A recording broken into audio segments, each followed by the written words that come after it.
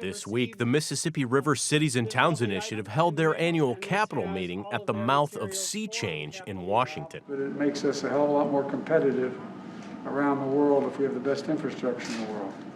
The renewed drive by the administration to arrive at a climate solution is something that we support in a broad sense, but that drive cannot leave middle America behind.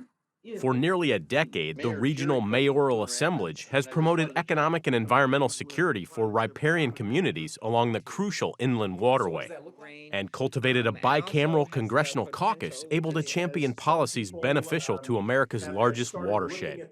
The first thing we need to do is to pass this American Rescue Plan from President Biden. There is billions, literally billions of dollars coming back to your local governments as a result of it. Look at our federal While unveiling their own plan to address presidential priorities, Rivertown mayors and emergency management officials called on federal lawmakers for pandemic support and authorization of new natural disaster-related revolving loan funds. Safeguarding Tomorrow through Ongoing Risk Mitigation Act. It was signed into law in January. So bottom line up front is FEMA cannot implement the act until there's a congressional appropriation to fund it. What the act does, as you mentioned, $100 million is authorized for fiscal years 22 and 23. The conference coincided with a new report card from the American Society of Civil Engineers, which upgraded the nation's infrastructure to C- from a previous D+, largely due to bridge improvements. But some were quick to point out the disparity of a ubiquitous framework in use decades past recommended lifespans. 60% of the world's grain ships up and down that Mississippi River. We fear, as a consortium of mayors up and down the river that want to move all products to the world and continue to feed the world, that if we don't invest now in our lock and dam infrastructure, we may be too far behind the curve to catch up. The importance of safeguarding an agricultural export market worth billions annually was evident, as were concerns over shipping competition from China and an expanded Panama Canal. Assembled mayors say federal action would accelerate private investment and bolster industries from farming to tourism and beyond. We've got great partners in places like Walmart and Home Depot that have agreed to help us if we can move the container on barge to fill those containers to come back up the river. But we're really not going to get that kind of investment until or unless we can get some help in the infrastructure of the river. It is the world's largest working river.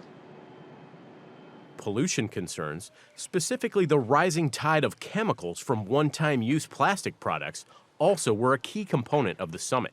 Partners in academia, along with international and philanthropic interests, launched a smartphone application to crowdsource solutions. I'm thrilled today to be part of the formal launch of this initiative, which is aimed at harnessing the power of ordinary people to become citizen scientists in their communities along the river to help us generate data for a plastic pollution map. If you can't measure a problem, if you can't assess a problem, it's very difficult to understand how to solve a problem.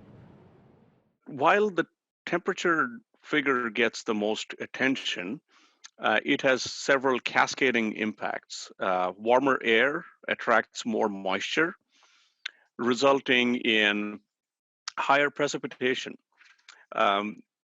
And this precipitation comes in very heavy, small number of events, so simultaneously raising the risk of drought and flood. Dovetailing with federal climate ideals, the virtual event culminated with mayors signing a memorandum of common purpose with Ducks Unlimited. And here we go. In addition to what it means to people, the Mississippi River Valley is a vital migration corridor for 40% of North America's waterfowl and 60% of all bird species. The Memphis, Tennessee-based world leader in wetlands and waterfowl conservation will help deploy natural infrastructure in 3 pilot locations, upper, middle, and lower portions of the river, which creates habitat, improves water quality, and mitigates flooding and other adverse weather risks to riverbank municipalities. CEO Adam Putnam says partnerships are essential, and those working the landscape can join his efforts with federal assistance. And DU really sees ourselves as a trusted partner to those farmers and ranchers to connect them with our partners at USDA to enroll them in those programs. And that ground that is not the best for agriculture, in many cases, is the best for conservation and sustainability purposes. For Market to Market, I'm Josh Buettner.